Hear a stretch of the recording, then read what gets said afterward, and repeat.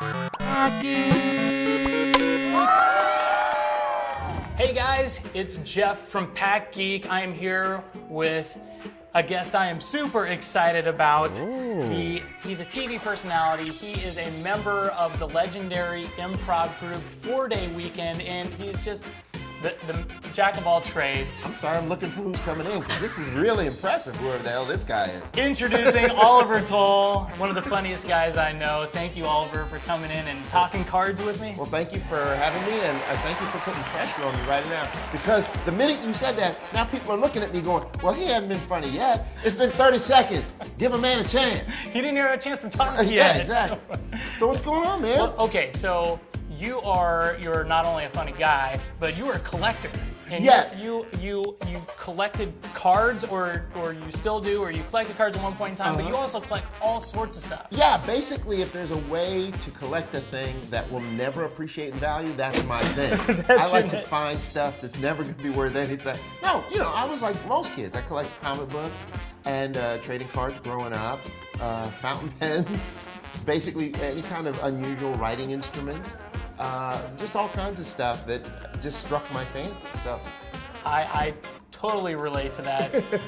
So when it comes to cards, yes, like was there a specific player or athlete you collected, or were you just baseball, or actually the thing that started me down the road was a comic book card. I have a Wolverine hologram card from 1980, nice. And so that was I just was fascinated by this card. So then it grew out from there.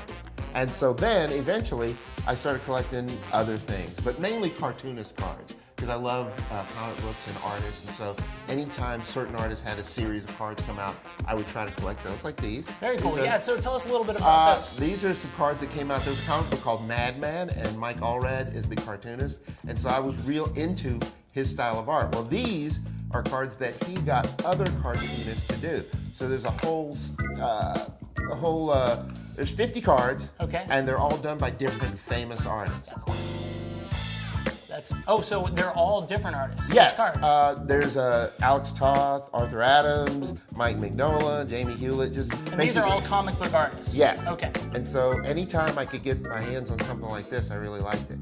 And so also though, that kind of led me into collecting sports cards, because then, people were always like, people don't understand these, but then they understand sports cards. So people would give me cards. And so that's how I kind of accumulated the cards I have. Well, I think, okay, are you familiar with the Diamond King, which is, it's something one of the baseball card manufacturers, Donruss, they did a really good job of incorporating this kind of art piece. And they're called Diamond Kings, and they're in, sometimes they're one in a pack, sometimes they're a little bit harder to get, but it's basically a portrait of one of the players. Oh, really? And I thought it was cool because they were really there was one specific artist who did all the Diamond Kings, and they would kind of promote to a different group of people who are maybe more into the art than they were the players. Yeah. And I thought that was always an awesome addition.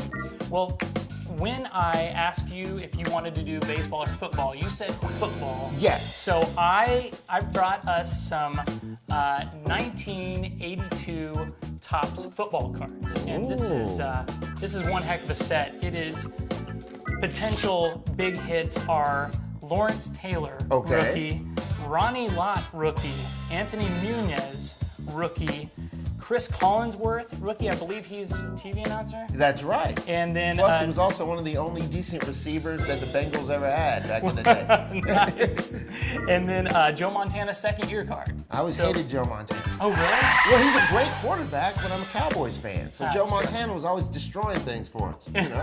Well, all these guys probably caused some trouble for the Cowboys. Well, Ronnie Lott especially, because Ronnie Lott, he was known for being a big hitter. He was always blowing people up.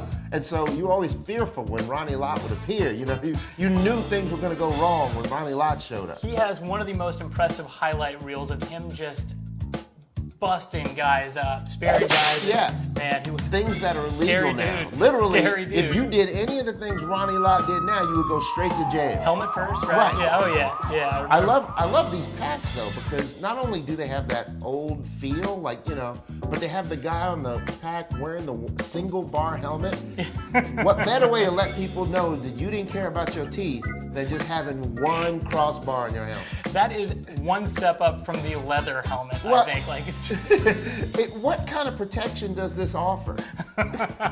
None. definitely, you're about to get punched in the face. Right. For sure. So you'd always see the kicker would have the single bar because he knew back then kickers didn't participate. They would kick the ball and then they would run off the field as fast as possible. So what better way to, he looks like he wants to catch a pass, but no, it's somebody's tossing him a beer or a sunscreen. He's not a football player, he's a kicker.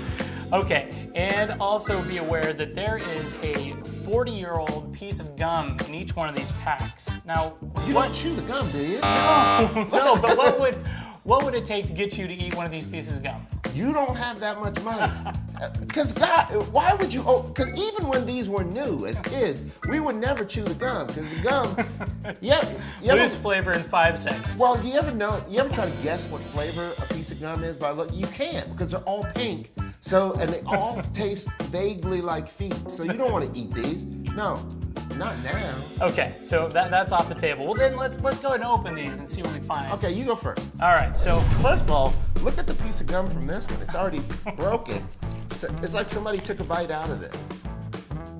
yeah, the gum is Yeah. ancient. and Yeah. Not tasty. But Now- like you said, it was not tasty No, when it first it came was out. never good. When is it? It's not like wine. It's not maturing. All right, so I got a sticker of a quarterback, Ken Anderson. I also got a Ken Anderson sticker. So I'm going to say these are common. I think that's a safe call. Everybody got a Kenny Anderson sticker. Mark Van Egan. Okay, this is important. This is an important card because he's got the rare double vowel to begin the name. You only needed the one E. Mark Van Egan, now you're just being greedy. Now there's some. Save the E's for somebody else. Well, there's some kid who doesn't have an E in his name because Mark Van Egan got 3 of them in his last name. All right, as a Cowboys fan, you Yes. might enjoy this one. Yes, Randy White. Oh, Randy White The action. Manster. All right. They called him the Manster. The Manster, He was really? half man, half monster. I like that. Oh, yeah, the Manster. All right. Oh, you got Terry Bradshaw on you. Hey, that's a nice hit. Yeah. Very good. You got that, Brad? So I would give you a point value. And if you're giving out points, I've got 2 points so far. Okay. All right. What would you value the Ranster card at? Maybe Oh, 1 point? the Manster? The Manster? You call him the Ranster, he's going to beat you up. No, the Manster, I would say that's probably a 4-point card. Really? Yeah. 4 out of 5? Yes. Are you sure? Yeah. Okay, now here's a That here's seems a like big a time. Cowboy fan came up with it. No, it's Dan Fouts, It's a good card. leader of the Air Coryell defense or offense. Yes. The air raid offense, you ever hear of them? I have. Yeah. Okay, well that's Dan Fouts. Plus, he gets extra points because Dan Fouts sporting a beard, just like you. Before beards were cool, Yeah, right? Dan Fouts was doing it before you were supposed to do it, so that's points right there. Now see, these other ones, I'm sorry. Oh wait, John Riggins. John Hey, Riggins. That would be you a got a big. good pack here. Yeah. No, this is pretty good. I had the Manster, and that was it. Yeah, that was you struck out. Now, now speaking of single crossbar. See what I tell you? Kicker. No one even near him. No. He's safe. Yeah. Ed All right. Murray. Hey, that was a good pack. Is that what you? Yeah, I think that the guests tend to pull better cards than I do. Well, okay. So when you like in other collecting, you rate the cards on their pristine nature. Yes. So these would be considered mint, right? Not necessarily. Why? Because well, first off, they could have ding corners coming out of the packs, but you're also, when you're talking about, let's show this to the camera. This is a good example of a card that it's fresh out of the pack. It doesn't have the best centering. Your centering is off left to right and top to bottom. So even if everything, the registration, there's no Right. print flaws on it, it's still maybe near mint because of the centering. Like Okay, but you these- can't blame that card though, because it's off center because it's Mark Van Egan. All those vowels dragged it That's a off good to the point. right. Mr. Van Egan gets it's a pass. off to the side.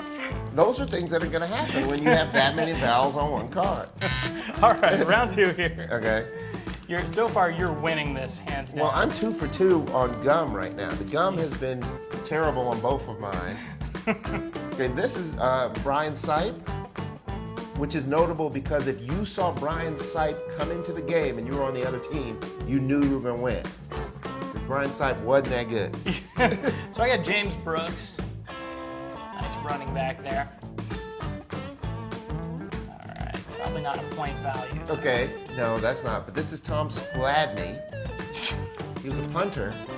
That's why I got a sticker up. This is the sign that the pack you just opened has 0 value. That is the curse? Yeah. Okay. No, there's, no. Okay. Boom. Joe Montana. Yeah! Whoa! The Montana second year card, man. And look at this. I'm certainly not one-upping you with this one. No, go ahead. I also got a Montana passing leaders card. So Joe Montana makes an appearance in the second round of both of our packs. That's awesome. That's a great card. Well, okay. See, this is what I was talking about. This is the NFC 81 championship card. And this is another time when the 49ers beat the Cowboys. Oh, yeah. That card is probably not a fun one. Well, you have to understand that I have a personal connection with this. Because I grew up and went to school with a guy, you may have heard of him if you're a football fan, Merton Hanks, played corner and safety for the 49ers. Really? And so anytime they came back and beat us, I had to hear about it twice.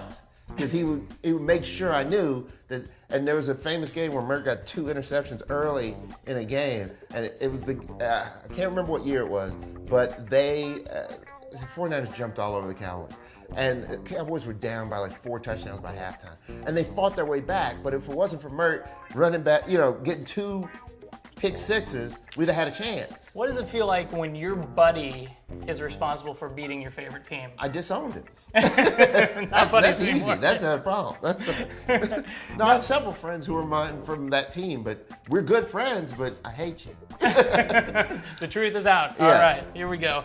Round 3 now. I wanted to ask you, yes. What is the secret, or what would you think is the secret to getting young people back interested in sports cards? Because it seems to be kind of a grown-up game right now. I know they've been kind of priced out, but how do you think we can? You've got a young daughter, yeah. How do you think we can make this hobby more appealing to the younger generation? I think, well, first of all, you've got to get rid of any of the gimmick cards, like triple chrome, hologram, all that stuff.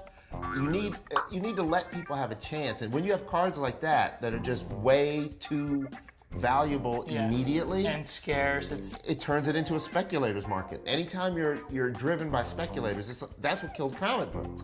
Too many speculators, yeah. Because you had people who would buy 3 copies of a comic book. One to get the basic comic, one to get the variant, and then one to get whatever triple chrome, hollow foil, whatever. Limited 1 of 5, right. yeah. And that's what killed it, because once the speculators left the market crashed. And that's what happened. I think that makes perfect sense. And I got another Randy White here. Well, see, it's what like would a we rate that? blessing. That's a good looking card. That is first of all, look at the mustache. That is a 70s mustache Strong. right off the bat. He looks like he's about to deliver The Manster. Deliver pizza in an adult film. Now, I always felt, I understand the need for the checklist. Yeah. But didn't you always feel like you got cheated if you got a checklist? Well, of course. But, at one point in time before the internet, right. That is how people would figure out what cards were in the set. So okay, but you said it like it was 100 years. Back in the old days, we used to have to read a checklist card. We didn't have your fancy internets where you kids know what's on there. No, I get it, but even though they would always make a big deal out of the fact, no, we're not shorting you a card. But you still felt like you got robbed. 100%. Yeah. It was kind of like when you pulled the card of the guy that looks like the star player, yes. and you think, I got it, until you see the name, and you're like, oh, well, that wasn't Joe Montana, that was Tony Montana. Yes. And it was Joe Montana, famous actor. right. Why would they put his card in there? Well, here's one, Steve Largent. Hey, nice. That's a great card. Okay. Love Steve Largent. Now, when you're talking about these type of cards, are you into them because of the nostalgia value, or are you into them because of the resale value? So for me, I love the nostalgia that I have for especially cards from the 80s, because that's when I was really into sports and keeping up and looking at the sports section out of the local paper every day. But now it's a little of both. Like, I love that there's collectability and there's value in these, but it's not so much, I can't honestly say I go out and I trade cards with my friends anymore. Like, I'm really kind of hoarding them in a collection. So that is the honest truth. Well, okay, well, you got this Ed Too Tall Jones card. Great, because of his nickname. Because literally, could you be too tall? How tall was Ed Too Tall Jones? I don't know. Do they have it in should stats have on his- the card? They have most points. The Cowboys team record was 121 points that season, and they have his height is 6'9". Is and he his weight really? 270.